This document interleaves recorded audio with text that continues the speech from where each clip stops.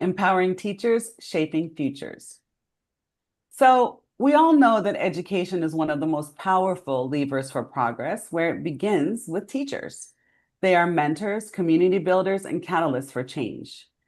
While every country faces challenges in education, in Turkey, we're faced with the reality that nearly 1.2 million school-aged children remain outside formal education, and many classrooms struggle with shortages of trained and supported teachers.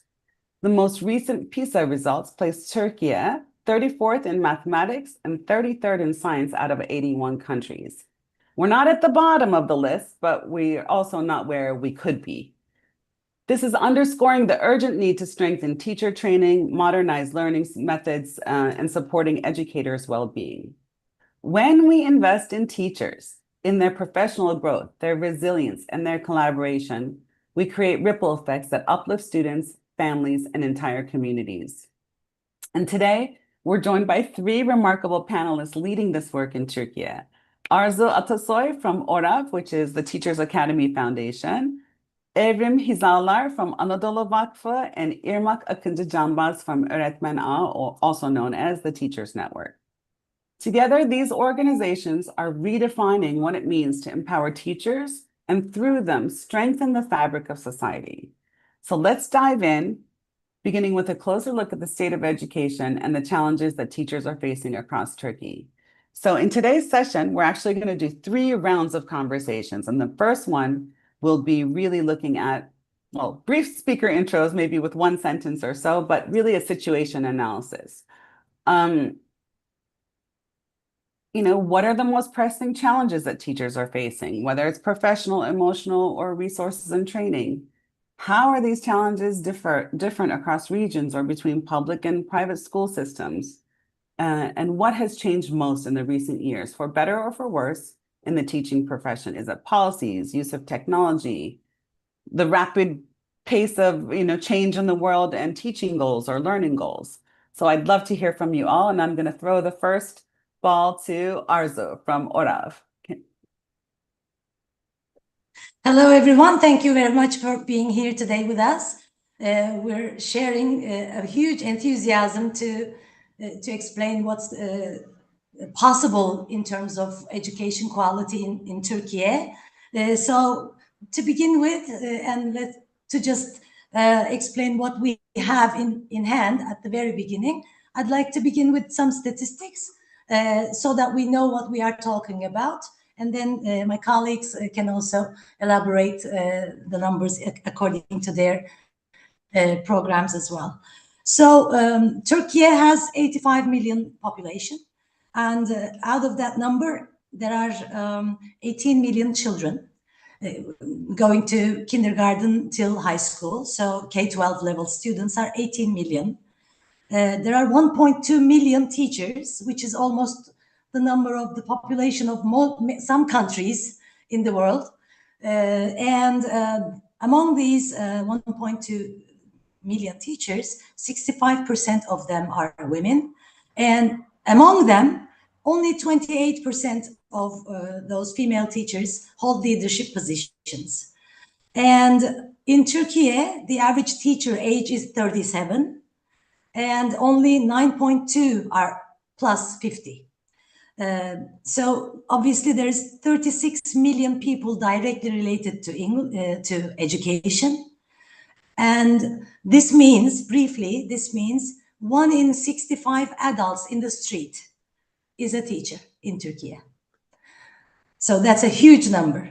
When we walk in the streets, just count one by one, 63rd person is probably a teacher. We can just say. So besides that, besides the teachers in profession, there are 95 education faculties, education departments in Turkey. And in these schools, 181,000 students are preparing to become teachers. So this is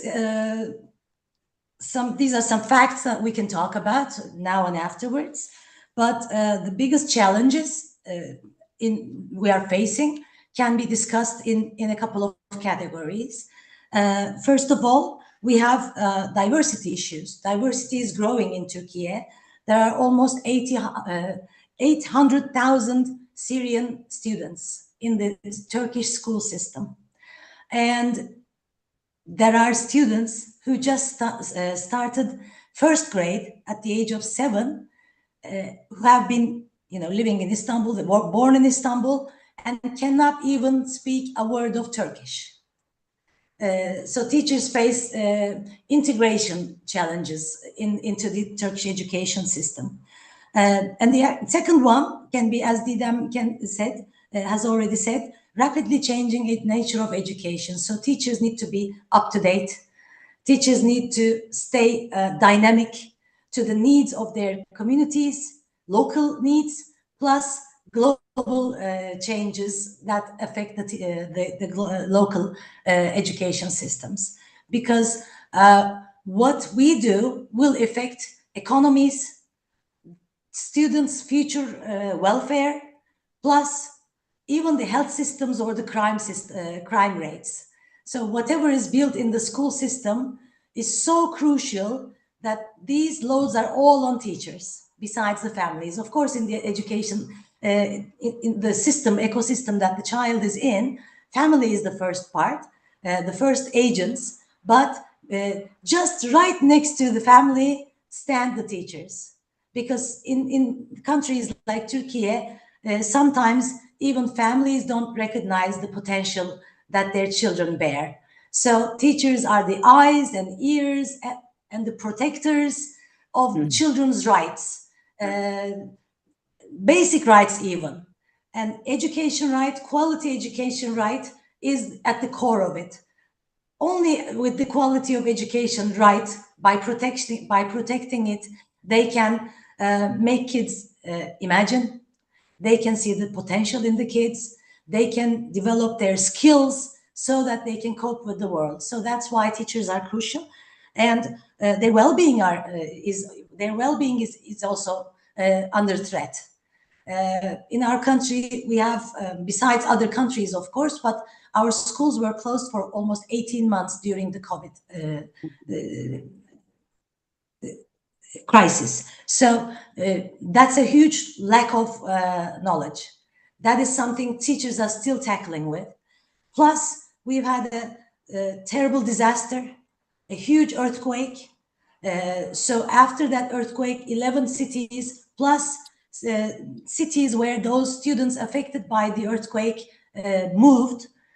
We still have challenges to adapt them and to relieve their traumatic responses, still trying to recover from the effects of the earthquake. So these are, maybe to begin with, become the main challenges that I can summarize in education in Turkey. Arzu, I really love how you synthesized everything, from a overall macro point of view. You said education is really the baseline for economic development, but also health of a nation and even crime rates in a nation, right? So it trickles down that way.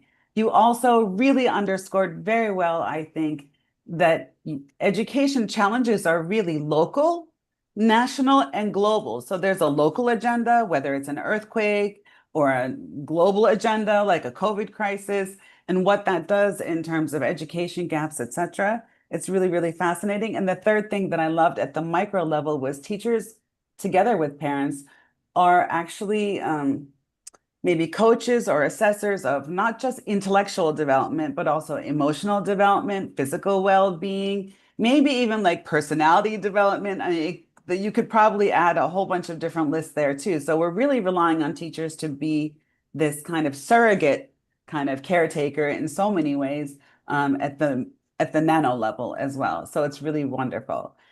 I'm going to pass the ball to Evrim from Anadolu Vakfı. Would you like to add or maybe offer another perspective to the situation analysis of education in Turkey? Thank you, Dida. Hello to everyone. It's a pleasure to be here with all precious TPF community and the panelists. Since today agenda is all about teachers, I cannot skip this part either because I'm a proud daughter of a math teacher. Nice. Very So nice. nothing life is the coincidence, right? And education runs deep in my story because I was a scholarship student, supported by others who believed in me, and now I have the joy of giving back. So thank you for that. I would like to say it. So I would like to say first for Arzu plus one. I agree on what all she said, but I just want to remind once more because she mentioned about lots of facts and figures. Two figures that Arzu mentioned, because we have to be aware of the potential within our area of impact. Actually, there are 18 million students in Turkey, which is almost 2 times of Greece population. And she said that there are 1.2 million teachers. This number is equal to the capital city of EU, Brussels. So I'm so hopeful because we have a huge potential for a better future, actually. And if we can make a change altogether to overcome the challenges that the teachers are facing or the students are facing, we can create a huge impact. So I want to mention the challenges from three aspects. The first one is the professional aspect, actually. Teachers often lack access to ongoing training that keeps pace with today's rapidly changing world. We see they have discrepancies about digital literacy to financial literacy, including some pedagogies as well. From emotional aspect, they carry a heavy burden. They have to manage large, diverse classes, limited resources, and there are high expectations from families and communities. Yet they have their own families as well. And from systematical aspect, many teachers, especially in smaller cities and rural areas, you don't have to go to the east part of the Turkey. Rural areas are everywhere. Even in Istanbul, we have these rural areas with a city of 20 million population. So they experience isolation and they have some limited opportunities, especially for peer collaboration and mentorship. This is what we see. And in addition to these three aspects, I want to emphasize three most emerging areas in addition to the disasters. The first one is the reality of multi-grade classrooms in rural parts of Turkey. There are many foundations or associations working on this in Turkey. The second one is the children of nomadic and seasonal agricultural workers. There are lots of things to do there. Almost 1 million people is mentioned in different reports.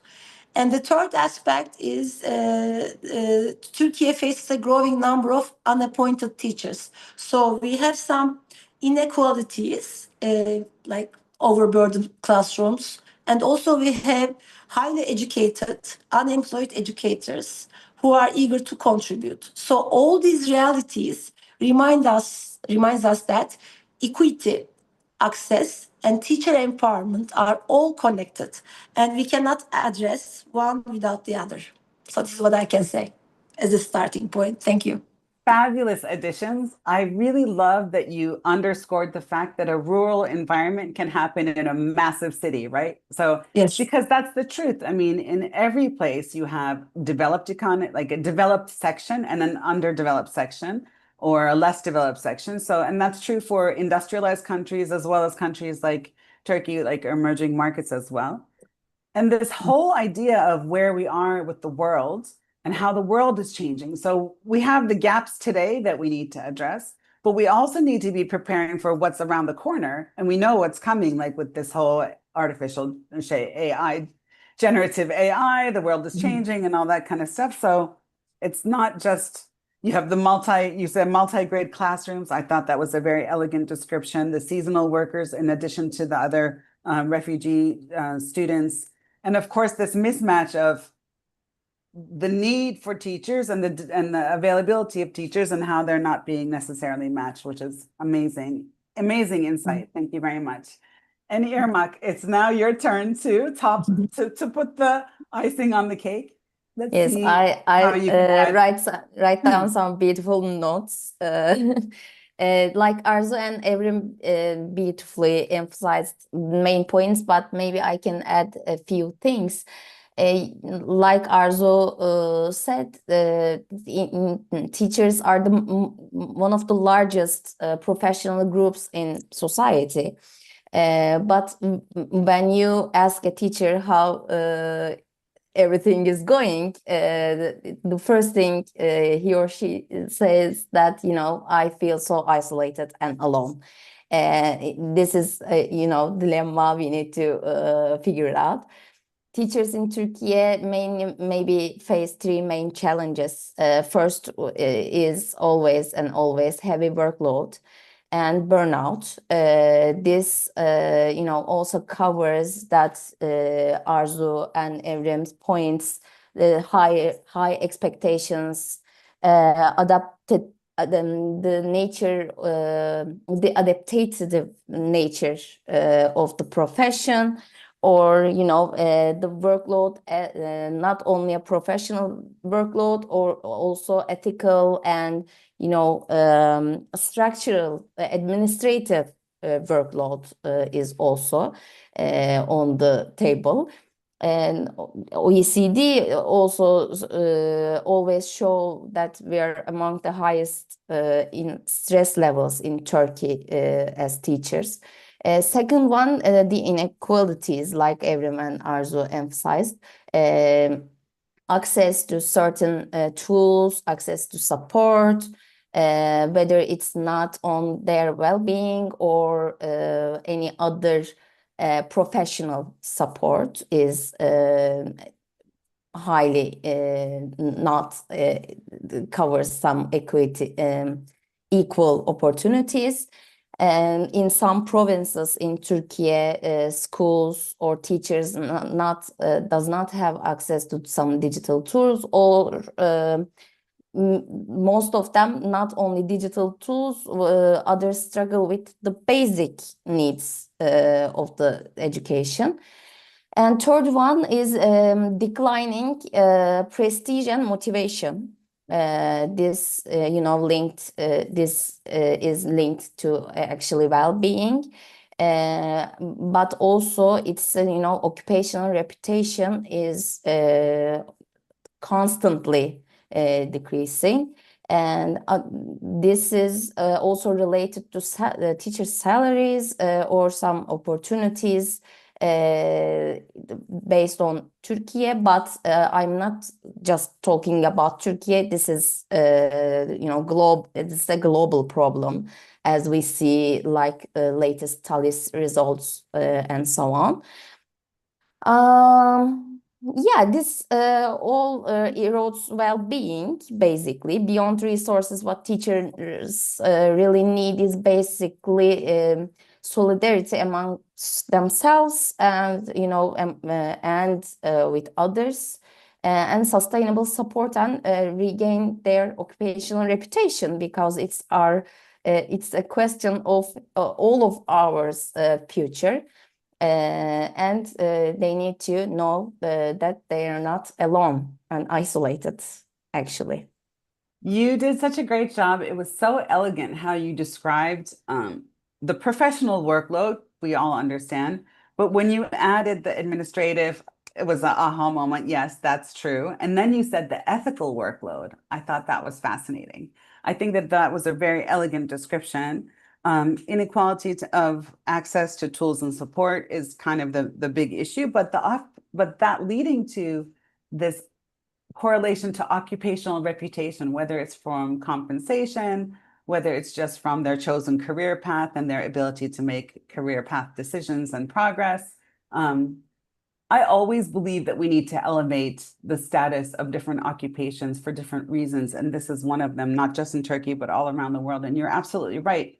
Whether we have children in the system or not, the output of what our education system is delivering involves all of us, right? So it's a really great way to kind of summarize everything. So given this like massive, elegant, multi-layer situation analysis, thank you all very much for your contributions. Your organizations are uniquely qualified and designed to tackle some of these biggest, most pressing challenges. So I'm going to go back in the same order and start with Orav and Arzu.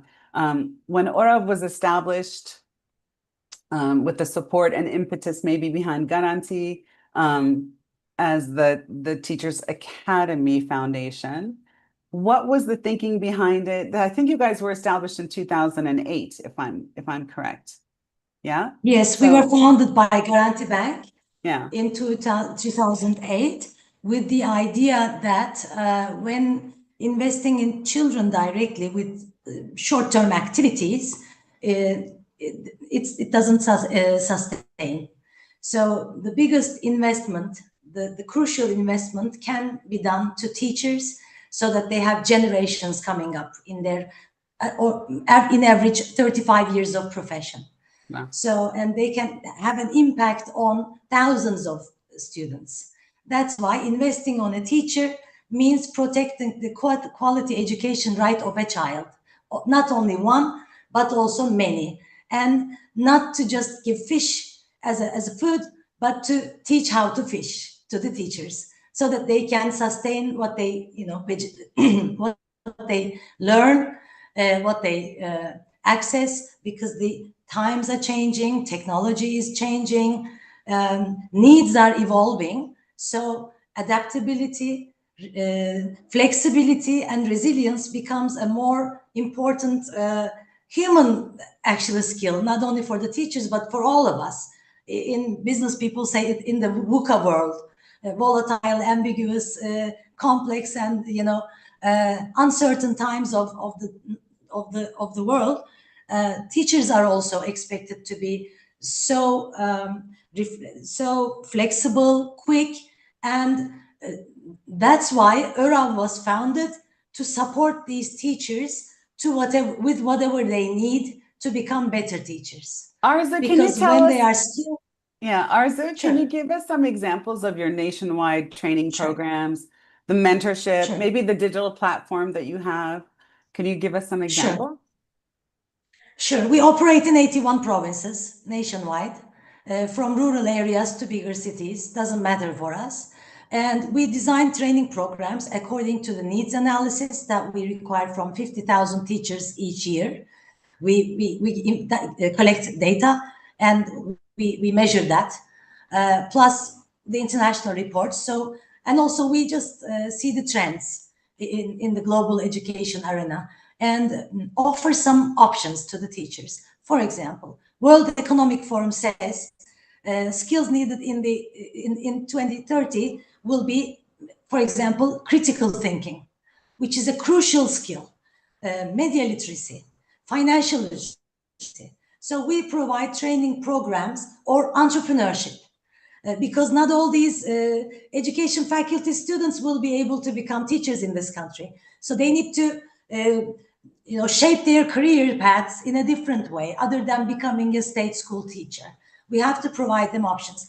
So, or life skills. So ÖRAV provides training programs like critical thinking, STEM education, games, use of games in education, leadership of the teacher in class, because we just say we are teaching, but we are not saying we are raising leaders of the future. So teachers need to have a vision of raising every kid, seeing the leadership potential in every kid, in every aspect of the world, not only in political leadership, but also in every aspect, whatever job they will be doing.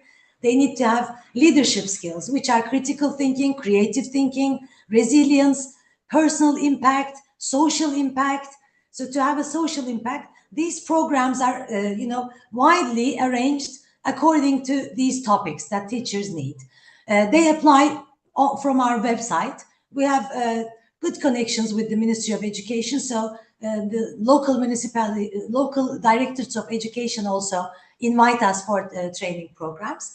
So with this face-to-face live training programs, which we go directly to the school premises of the inviting school, even in the farthest areas, doesn't matter for us.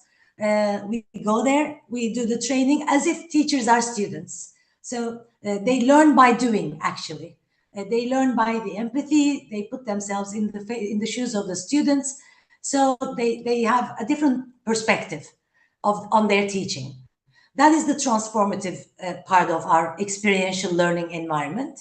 Plus, we have an online platform called eCampus. eCampus has 100,000 subscribers at the moment. And each year, with eCampus and our face-to-face training programs, we reach like 50,000 teachers annually. And so far, we have worked with 1/3 of the teaching population in the country. Irav has quick muscles in terms of understanding teacher needs, of organizing the operations of training programs, designing the training programs, because we work directly with teachers. We have part-time trainers in 67 cities, so they are also teachers in classes. They know that they can take the pulse, they can quickly address the needs, and then we can reflect to those needs. That's how we operate regularly. But besides the regular training programs, we also have a couple of activities which we annually do, like a tradition. They have become like traditions. For example, Arab Education Festival. In education festivals, last year, we have held 584 different subject workshops done by volunteer teachers in 81 cities. They were all led by teachers, organized by teachers, run by teachers, and that brought 72% of 10,000 people as newcomers to Arab's activities. A huge impact, because teachers learn best from each other. Yeah. When the professors come from the academy and just show them PowerPoints and make presentations, that is what they express, not my words, but they cannot connect. They need someone to see from their perspective, to have the same experience with the same profession.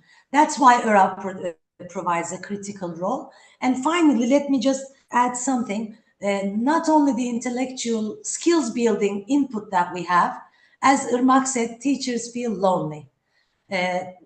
Once in Muş, which is a very small village in east part of Turkey, we went there for a training. And in the hostel that we would stay, there was a lady which looked like a 17-year-old high school student. She was just snuggled there looking into a book.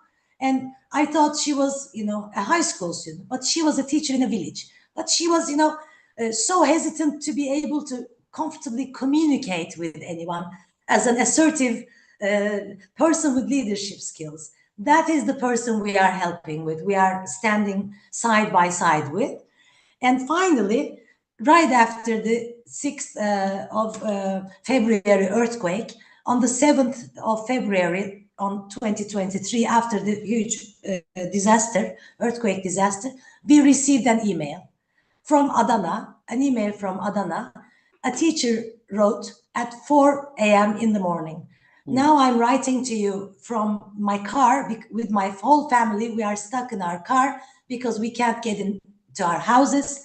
But I could make the morning possible with e-campus trainings, so that they kept me busy. I didn't feel alone with you. Thank you very much, Ura. Yeah. So we would never ever realize that our online learning services would serve for a purpose like this. But teachers, when connect, they say, for my whole career in 17 years, somebody listened to me.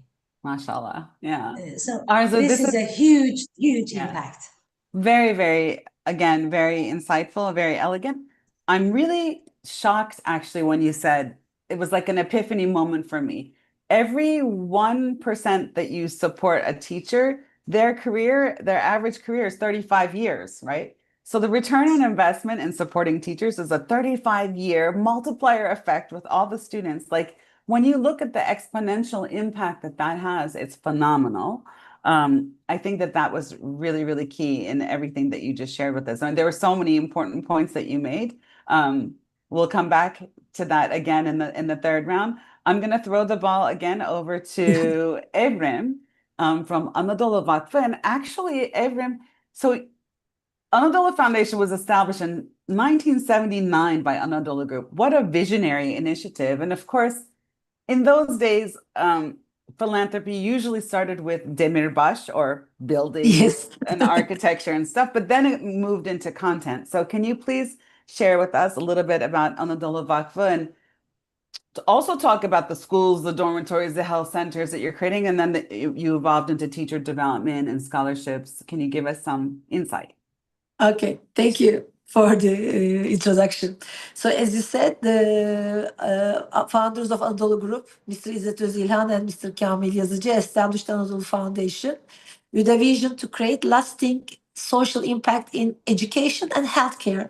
And their motto was to share what we earned from these lands with the people of these lands. So our mission is to empower communities, nurture talent, and of course, reduce inequalities. So in that time, we have invested in social infrastructure, as you said, such as schools, dormitories, and health centers. But within the years past, Anadolu Foundation now manages a range of programs, including scholarships for over 30,000 students among the years, and more than 800,000 free health services for underprivileged communities. And last but not the least, of course, My Dear Teacher program, Değerli Öğretmenim program. This program supports teacher development and innovation in education. So our foundation works as a future talent assessment and development center and as an education incubation hub, a facilitator through scholarship and My Dear Teacher programs. So we see our scholarship program as a more short-term program. Still, for a business world, five-year business plan is a long-range business plan, but relatively compared to the teacher programs, it's a relatively short-term program, let's say. But before mentioning about these major two programs, I would like to give some key facts and figures. Yes, we have a huge potential. Yes, there are almost 18 million students here, but also there's a rising poverty in Turkey, which is obvious. So according to the Turkish report, September 25, for a family of four, the poverty line per month is about 90,000 TL, which is roughly $2,000. And the hunger line is around 27,000 TL, which is around $640 per month for a family of four. So we have lots of applications for our university scholarship program every year. And every year, the applications are growing by over 50%. This year, we have 241,000 applications. So this is almost like half of the students who passed the university exam this year. And 92% of them are coming from the families below the poverty line and two-thirds below the hunger lines. So there's a huge gap. These students are all bright, talented, and attending top universities, but they need our support and they deserve it.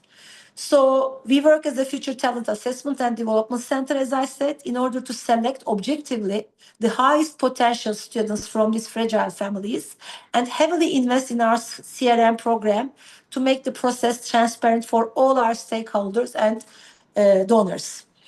And our scholarship is not only a financial aid, but also it's an investment to students personally, intellectually, and professionally through mentorship, coaching programs, internships, English and digital literacy courses, social and cultural gatherings, and of course, volunteering projects. So they passed the university exam, and they are much more luckier than remaining 19.5 million students. So what to do for them? Of course, as Arzu also mentioned, we started to work for teachers as well, like 12 years ago. And teachers become the heart of what we do, actually. So through the My Dear Teacher program, we redeveloped it as an education incubation hub last year. Because there's ERAV, and ERAV is, I believe in cooperations in philanthropy. They do it as best. So we should do something different than their focus. And we should benefit from each other's experiences and knowledge and know-how. Therefore, we redeveloped the program, and we redeveloped it as an education incubation hub, as I said, where we empower teachers to identify the challenges in their classrooms or in their community, to design solutions like startups, and to implement and scale the projects. So last year was the first cohort, and 7,000 teachers applied. And I would like to thank to Arav and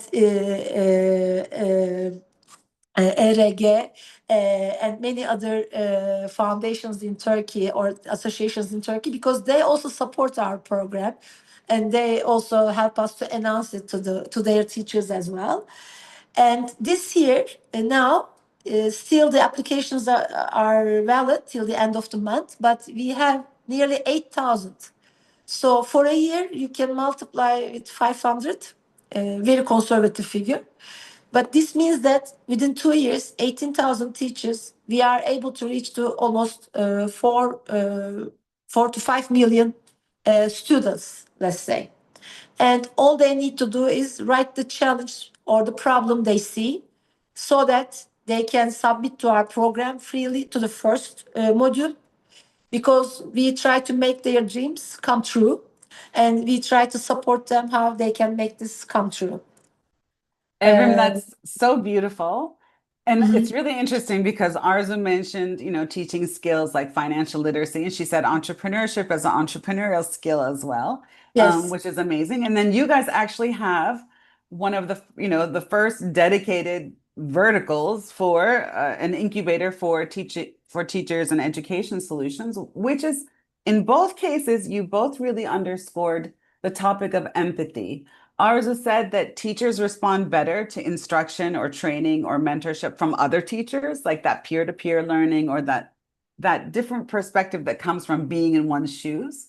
And then Yes. here, Evrim, in your case, you guys, teachers are designing solutions for teachers or for education, which is also another form of empathy and insight that I think is really, really critical for Yes. solutions and collaborations to work. And then, of course, you underscored collaboration, which is where I'm going to throw the ball to Irmak, because the Yes. whole reason for existence of the Teachers Network Öğretmen Ağı, I think you guys were founded in 2016, was really a multi-stakeholder consortium.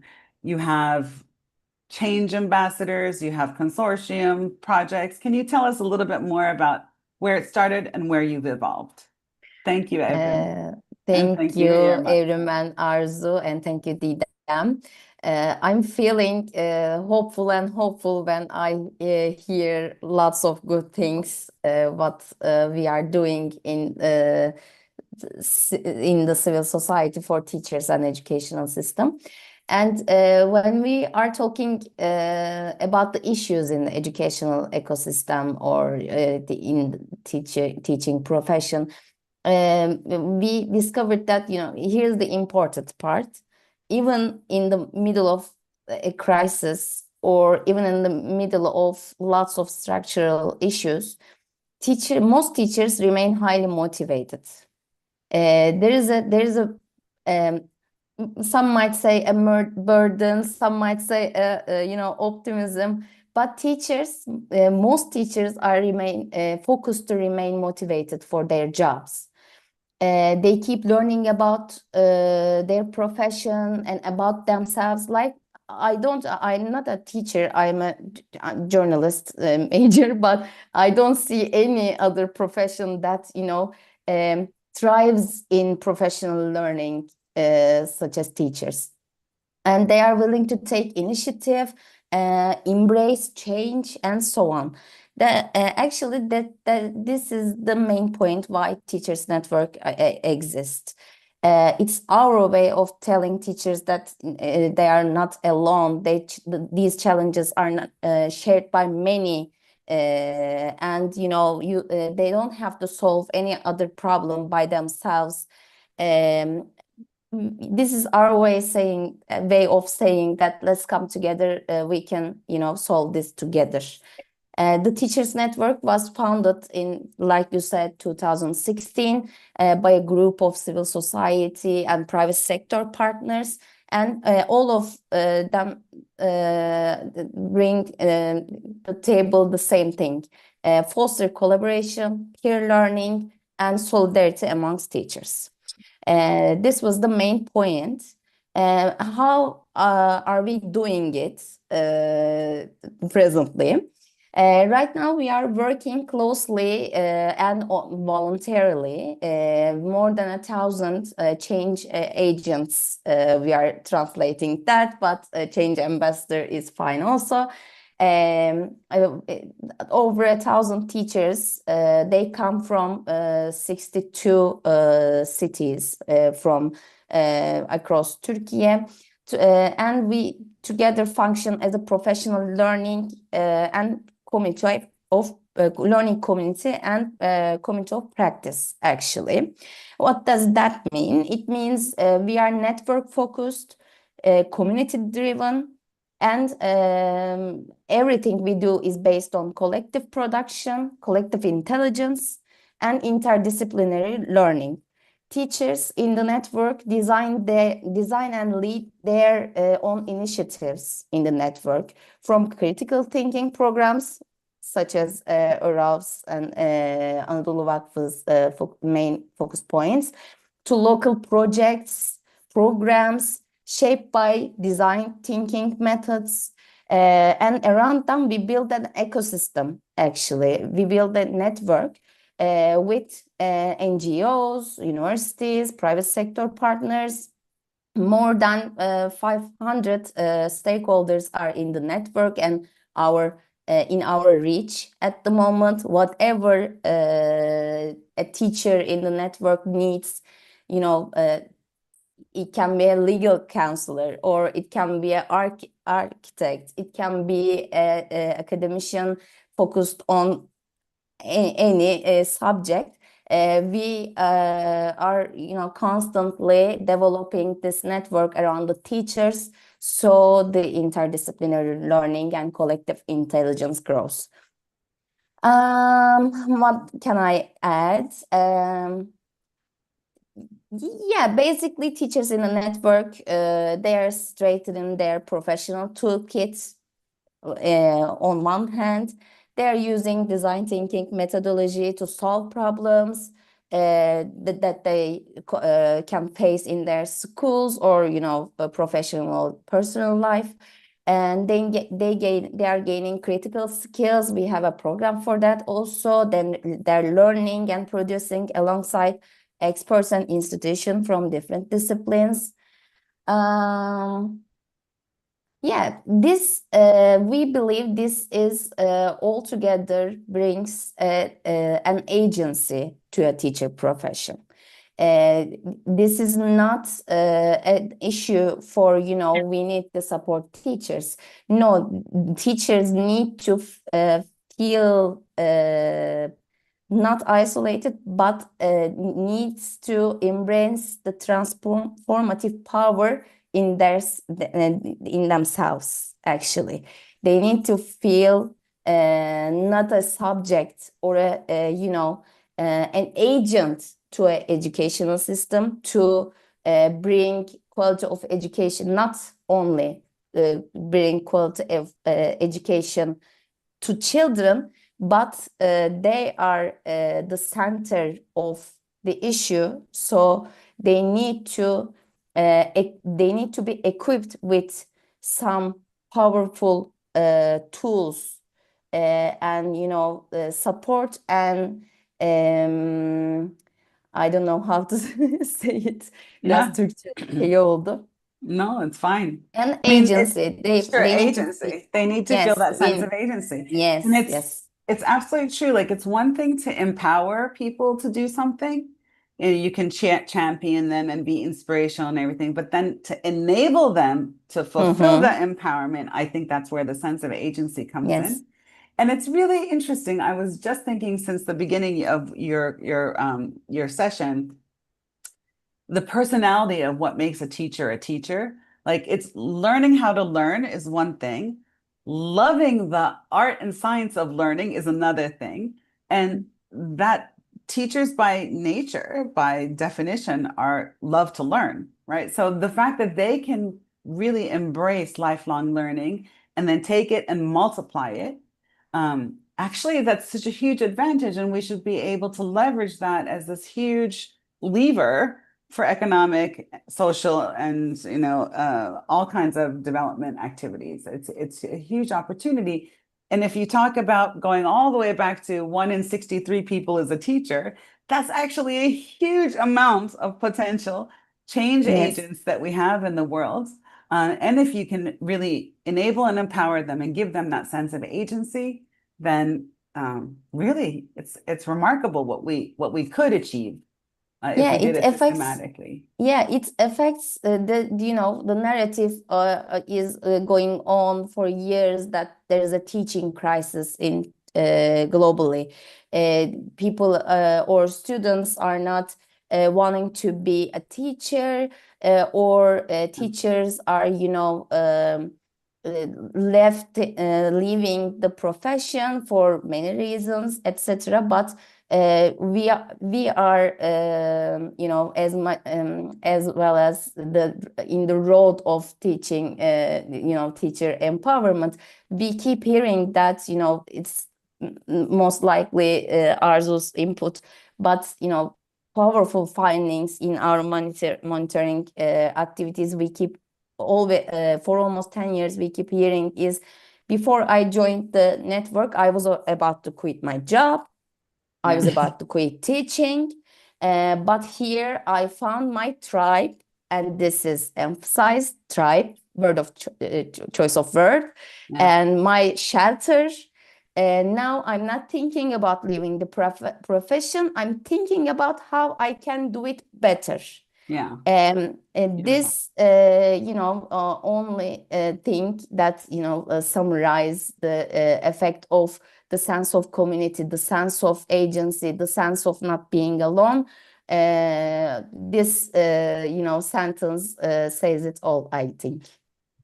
That's wonderful. So as we move into the third session, which is the vision and the call to action, I'm actually also going to share a call to action with our audience. Hello, everybody in the audience. Thank you for joining us today. But if you have, we're going to set aside a good 5 to 10 minutes for Q&A from the audience.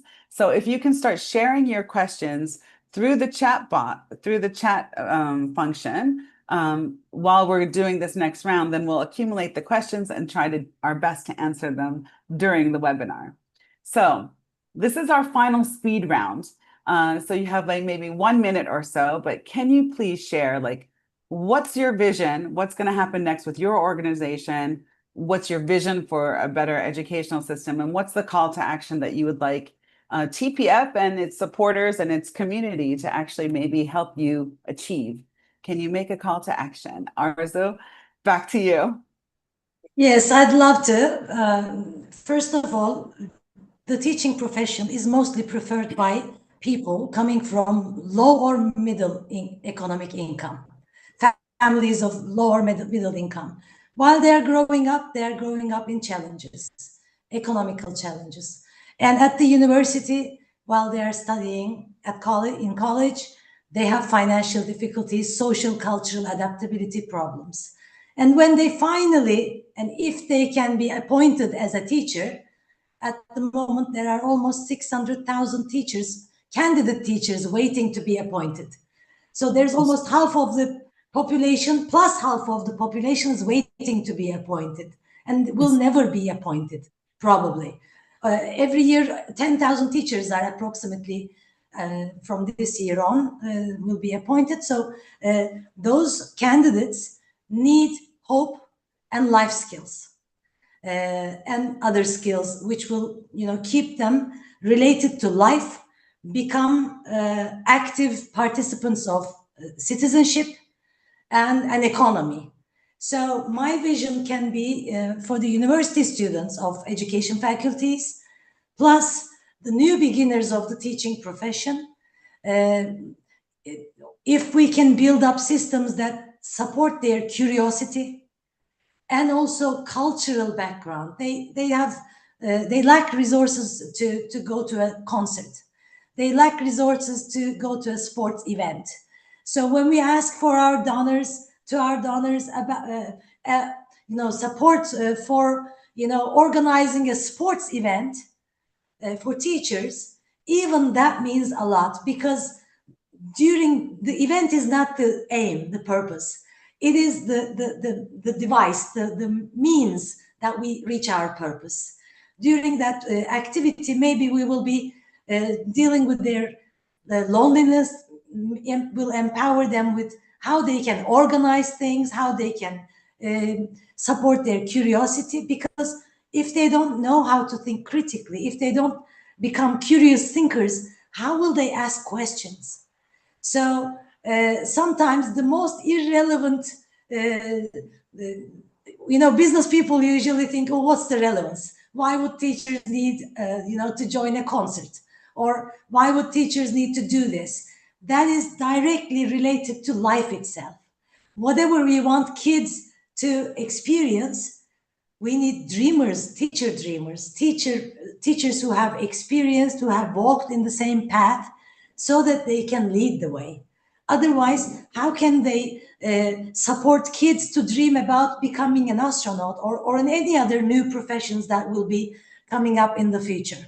They know the teachers, because teachers, lawyers, doctors, policemen, other jobs are not considered in the classroom environment, because that is what they see. So improving their hemisphere, broadening their Horizon, curiosity is my vision.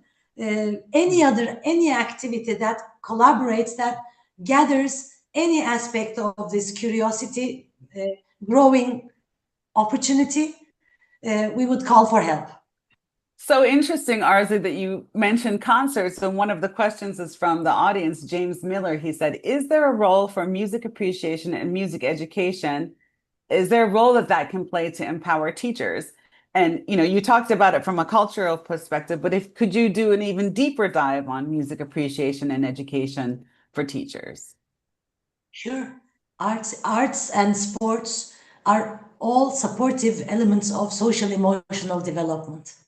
And basic learning, quality of academic learning, is based on social and emotional learning. If that is possible, unless it's possible, we can't teach kids anything. They need to feel trusted. They need to feel secure, safe and secure. They need to be accepted with whom they are. And art is something that we can use to enable these in the classroom, or in the school environment, or with communities, with the schools. Because education the school is life itself. Wherever there's life, there's a school. It doesn't have to be in the building. Evrim, shall we continue with you? Do you have a vision for education in general, for Anadolu Vakfı's new projects, and a call to action? How can people support what you're doing? Okay, thank you. So I just start, imagine the ripple effect. Even if a fraction of them really feel more supported, more connected, and more equipped to lead the transformation. So that was the vision. That's the vision behind our Dear Teacher program. In our program, teachers are not just participants, they are innovators. They design, test, and scale. It's about moving from training to empowerment, from content to creativity. We measure the impact not only by how many teachers or students we reach, but also by the social transformation we trigger, the shift in their confidence, in collaboration and mindset. I just would like to give a example, a short story, an anecdote from one of our teachers. Perfect. After the 7,000 teachers applied, of course, there were 24 stars of education. So we enlightened their projects and themselves like stars of education. And one of them was our Şebnem Güller hocam. I will say in Turkish. Her idea was to create an ecological puppet workshop, which is an innovative educational project designed by her. And the initiative combines environmental awareness, creativity, and design thinking. So through the workshops, she wants the students to use recycled and eco-friendly materials and etc. It seems very basic and easy idea, but it was too complicated because we want her to put some targets for herself. She said, "Oh, I don't know. In my town, I can maybe reach to 500 students, maybe 1,000." We say, "No, you can do more. You can do more." So she put a target for herself like 3,000 students, but we gave them all this scaling up startup background. And she told us later that with the elevator pitch that they told us how to do the project canvas and etc., within 2 minutes, I managed to influence so many people that within 6 months, she reached to 10,000 students. And she also received an international award with her initiative. So this is the impact that we create. Yeah, I mean, she was wondering if she can do it. Now she's saying that I can do more. I mean, what's next? And So she's Evrim, working on next, and she becomes a real aspirational person or an educator for herself as well, for her community as well. So what Irmak said, they don't feel that much about occupational reputation. They mentioned it a lot, and they say that you give the name to the program, my dear teacher. We really feel like my dear teacher. So this is really, really important. Beside the social return on investments, you can evaluate. I don't want to go into details, but these real life stories are very important. If I have time, I can give one more example. yeah, we do actually have time. Go ahead. Okay. Give one more And the example. other example was a newly graduated teacher. She was not appointed, but she was working for press school, and she developed an idea of, she called it as kapsa. So kapsa. Yeah. So diversity inclusion is all in it, and Yeah. this is a social enterprise idea. This was a social enterprise idea. So she became a social entrepreneur after this program.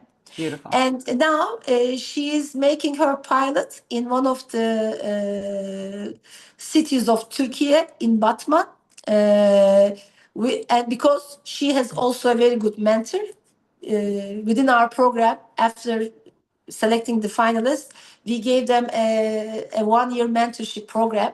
And I'm sure your community, TPF community, knows her, and the world knows her a lot. Ümran Beba, my dear Imran Beba, one of our role models.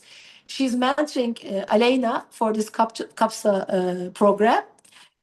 So she makes her dream come true within this program as well. So we will see how the projects will be implemented and go further. It's beautiful. And I really do believe in the role model effect. I think that the more stories that you start having and the more we start highlighting them, that role Yeah. model effect also inspires others to say, okay, well, if she could do it, if he could do it, I can do it too. I can try. Yes. And I also really appreciate that you're measuring KPIs not just quantitatively, but also qualitatively, which is also a very nice approach. Irmak, the final word is yours. Let's see what your vision is for the education environment, teacher empowerment. Yeah, our vision and call to action is actually the simplest way to tell. As we all agree, if we want to shape the future, like our name of the panel, we must invest in teachers and teachers' collective power. Through communities, through donors, through funders, through partners like Turkish Philanthropy funds can all help us expand this impact, making sure that teachers not only surviving but thriving. And educational systems, like our vision for the future, educational systems needs to be strengthened with creative and critical thinking approaches, like my colleagues emphasized, innovative methodologies, and most importantly, on solidarity, especially in today's world, which is full of challenges, unknown challenges. In the age of AI, like you said, Didem, next generation is not so far away. it's here already, and bringing lots of challenges also. We need to tackle issues already, polarized communities or polarized society, fake news, etc., etc. These are the need of the critical thinking skills alone. And also, this is a complex world with complex problems. Problem solving is crucial for not only in schools, for all of us individually. We need to have that skill immediately. And beyond that, resilience, solidarity, we as 21st century people will not survive if we are urgently spread these skills to society. And how can we do that? We need teachers. There is no way other than that. Mike, Yeah. thank you again for underscoring, it's not this teacher education issue and agenda is not just for parents, but it's for every single stakeholder in society to take ownership of. Everybody has to play their part in not only empowering teachers, but also enabling them. We really rely on them for so much. I mean, there's this issue on education, and then there's, of course, the healthcare workers, which is another issue. But these two groups are so important and critical to a functioning society and a thriving society, which is also another excellent word. It's not just surviving, but thriving. There's so much potential, and all we need to do is, add those little droplets of resources that are going to create these multiplier effects that are not also geometric, but exponential, right? So there's a lot to do. I think that's all the time we have now. We're literally like 2 minutes over time, but thank you, Arzu, Evrim, and Irmak for your remarkable insights and